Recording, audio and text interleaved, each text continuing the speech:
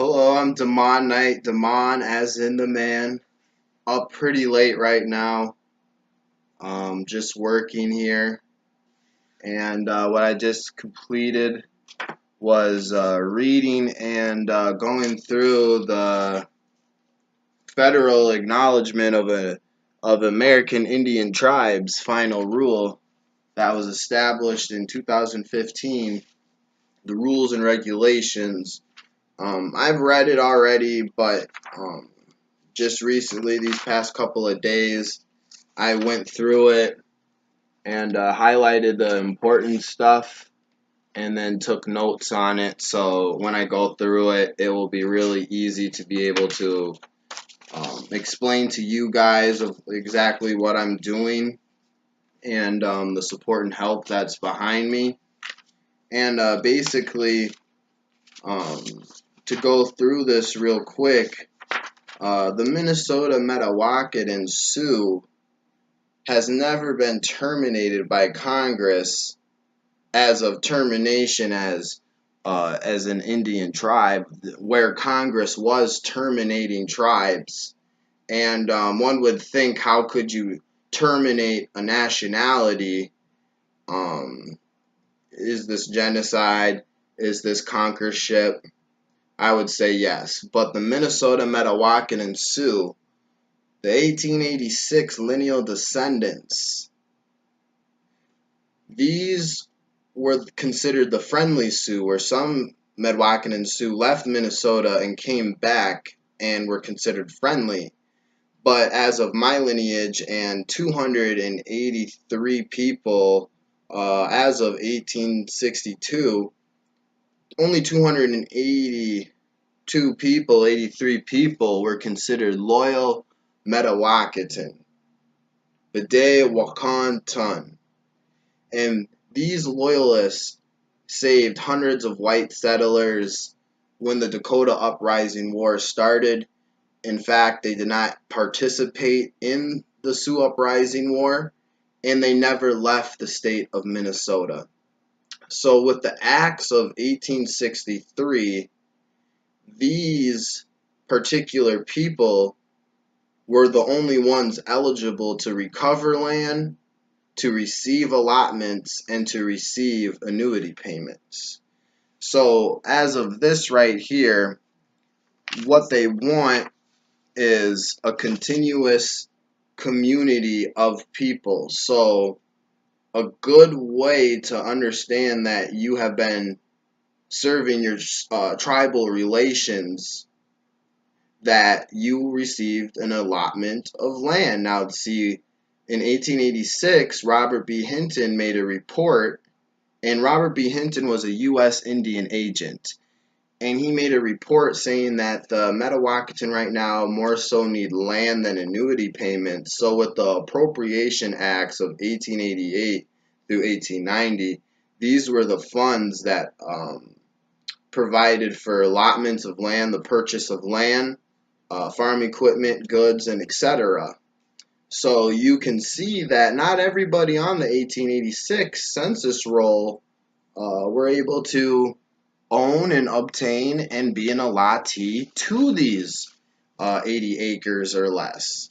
A lot of people, to avoid white cruelty and harassment, did not want to participate in any tribal lands or annuity tribal payments. So if you were an heir of a person who obtained a tribal allotment, this is good evidence that you were of a community sense of Minnesota Mdewakanton Sioux people. See, and that goes back to, um, going back to that Congress has always acknowledged the Minnesota Mdewakanton Sioux. So one would ask, why would we need to get acknowledgement again when we already have been acknowledged? Well, it's never been easy for our people, and this right here is way easier than what they had to go through. So that's what we have to do, is to obtain land into trust, or to, gain government officials' support, political influence. That's a good stepping stone for us to serve justice to ourselves and to our people. So going to the next one is that the Loyalists got 12 square miles. These lands are located all, or a lot of it in Redwood County and a lot of counties here in Minnesota. And the 12 square miles are currently occupied by settlers and businesses. But this was land that was given unto the Loyalists for not participating in the war. And another requirement they want you to prove is that if there was any Indian schools for these people. And this we can refer back to in 1912 when Pipestone Agency started a school. And, this Pipestone Agency school brought back a lot of Dakotas back home to Minnesota. And, with this whole thing is that before the IRA communities, before Shakopee Mdewakanton Sioux community, before Prairie Island Indian Sioux community, and Lower Sioux Indian community, 1886 lands were the way that you would have any rights as a Mdewakanton to practice self-determination or sovereignty. See, allotments were designed to conform Native Americans into westernized society, to not have them maintain a land base with a group of people, but to have their own individual land to farm on and eventually build economy on. And this is why you see that the 1886 land assignments are the foundations of these three IRA communities. This is a huge reason why casino gambling is legal for these tribes, is because of the sovereignty on those lands. So going back, going to the next page, like I'm saying, there are families who received 1886 allotments of land in the 1800s or later on, such as my lineage. My grandpa John Cermak received his Indian land certificate in 1944. And then his son, my great-grandpa Milo Cermak, in 1951. And this would have been a ride to Pipestone to fill out a Minnesota Mdewakanton Sioux land assignment application, which only consisted of 15 questions, and within 3 months you were able to start living on this land. So then they wanted to give tribes a break, saying that there could be certain time gaps of 20 years where, due to white hostility and racism and cruelty, a lot of Indians had to hide their identities to keep themselves alive. This is even after the war, and even before the war, but, you could see that in 1925, James McLaughlin, they had a treaty payment made to the Loyalists who did not participate in the war, and this payment, whoever got this payment, was on the 1917 census James McLaughlin roll. Then in 1981, there was another treaty payment out of docket 363, an interest payment, and then another one in 2017, treaty payment. So then, even to jump back further in history, the 1855 Lake Pepin half-breed Sioux, these were the descendants of chiefs, and they also got titles of land too, and this was even before the Dakota Uprising War. So these are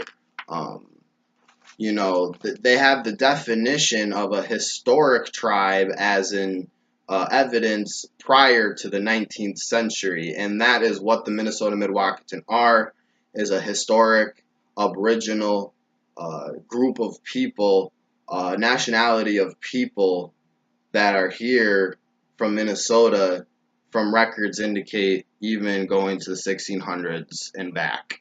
But like I said earlier, the Minnesota Mdewakanton were never terminated.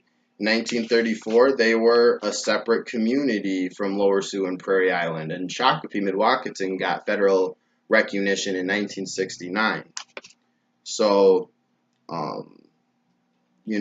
the big thing is that even if you are enrolled with a tribe, an IRA tribe, Shakopee Mdewakanton, Prairie Island, or Lower Sioux, or if you have other Indian blood from other tribes, see, with federal acknowledgement, there is, the possibility, and not possibility, the guarantee of dual membership. Because, see, you can't be enrolled with two federally recognized tribes, but with an acknowledged tribe, when you have acknowledgement, you have the same rights and able to practice and exercise the same laws as a federally recognized tribe. The United States recognize you, and even greater benefits. So, um, that's kind of just going through it, right now. But the main gist of it all is that there needs to be a governing body, an election with members that are participating in this movement.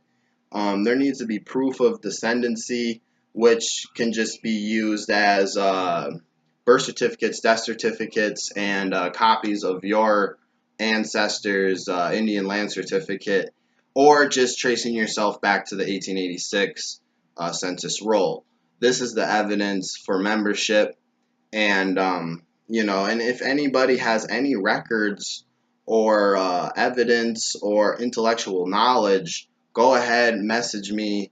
And if anybody wants to be a part of this, this is going to be a big thing. And why will it be a big thing? Well, we can recover land, similar to what Wolfchild was trying to do, but not as like trying to kick all these people off of this land. There you can recover land with the current landowner's consent, or you can receive compensation for lands that were taken. And when I say taken, it was the lands were considered ceded, so they were open for settlement.